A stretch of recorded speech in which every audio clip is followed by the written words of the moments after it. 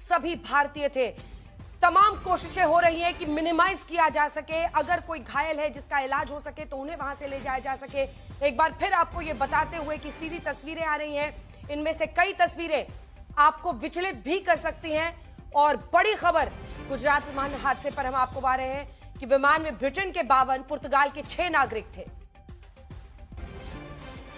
अर्पिता और अंकित हमारे दो सहयोगी इस वक्त न्यूज रूम से हमारे साथ जुड़ गए हैं। अर्पिता और अंकित, जल्दी से बताइए क्या दिख रहा है जब हम सैटेलाइट इमेजेस देखते हैं अंकित, तो क्या समझ में आ रहा है, किस तरह से यह हादसा हुआ?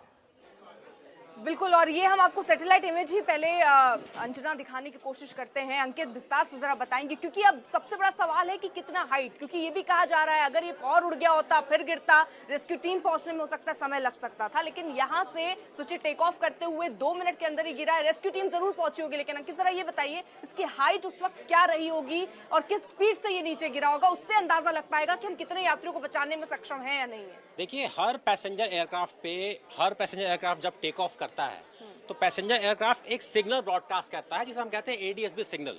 उस सिग्नल के आधार पे ग्राफिक्स हम दिखा रहे हैं। हम 2-3 चीजें साफ साफ बता सकते हैं जो कि बहुत ही प्रिलिमिनरी इंफॉर्मेशन है।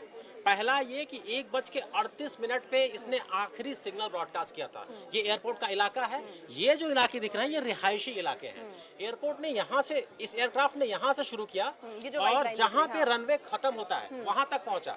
अब हम बात करते हैं, इसको हम जरा ब्रेक डाउन करने की कोशिश करते हैं कि इसे हम 3 हिस्सों में बांटते हैं। ये जो पहला ग्राफिक्स है, 1:30 के आसपास एयरक्राफ्ट सिग्नल के हिसाब से रनवे के बीच के हिस्से में दिख रहा था। 1:38 के आसपास जो आखिरी उसका सिग्नल ब्रॉडकास्ट हुआ है वो बिल्कुल रनवे के आखिरी हिस्से में देखा गया। 625 फीट समुद्र तल से ऊपर एयरक्राफ्ट था जब उसने अपना सिग्नल खो दिया। ये एयरपोर्ट खुद करीब समुद्र तल से 200 फीट ऊपर है, यानी करीब 400 से ऊपर फीट का डिस्टेंस रह जाता है। यानी अगर आपको उसकी वर्टिकल स्पीड देखें तो करीब 400 फीट पर मिनट की स्पीड से वो गिर रहा था इसी सिग्नल के हिसाब से। यानी एयरक्राफ्ट के पायलट के पास 1 मिनट का समय भी शायद नहीं था बचाने के लिए। फिर से अगर आप ये देखें तो ये जो ग्राफिक्स है ये दिखाता है कि 8 मिनट के आसपास प्लेन एक्टिव रहा, प्लेन का सिग्नल अपना ब्रॉडकास्ट करता रहा। 8 मिनट के बाद हम देख सकते हैं कि प्लेन ने सिग्नल ब्रॉडकास्ट करना बंद कर दिया।